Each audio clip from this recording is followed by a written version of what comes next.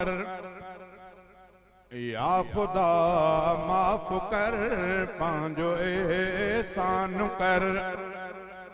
या खुदा माफ़ कर दिल के हर डोह खां साफ़ शफ़ाफ़ कर पांजो एहसान कर।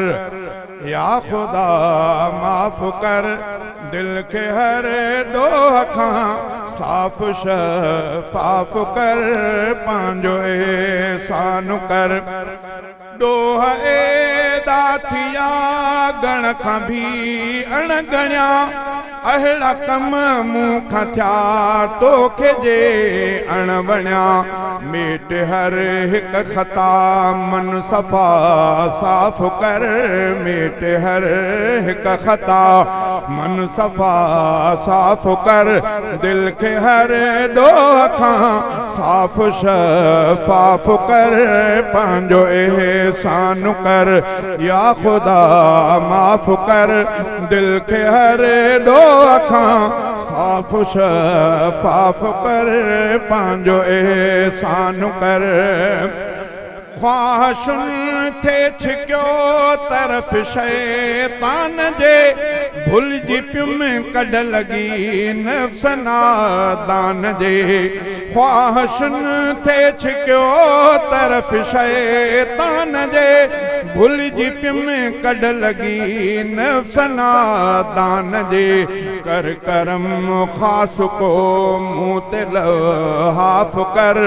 दिल के हर डोह खां साफ़ शफ़ाफ़ कर पंहिंजो एहसान कर।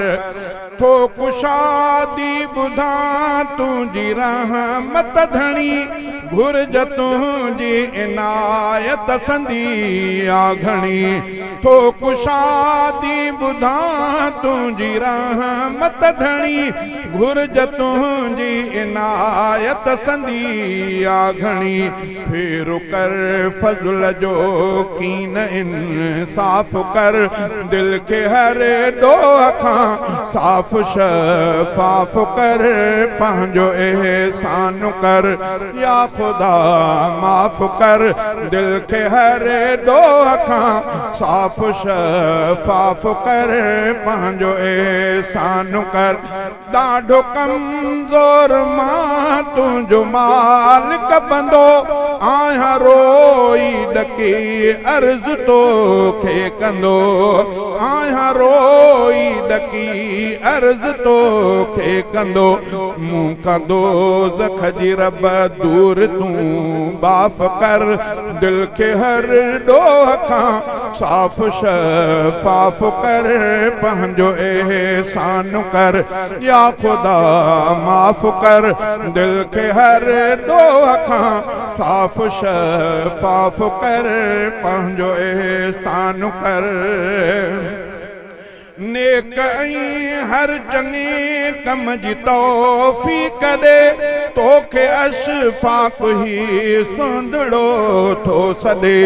नेक ऐं हर चङे कम जी तौफ़ीक़ ॾे तोखे अशफ़ाक़ ही सुंदड़ो थो सॾे।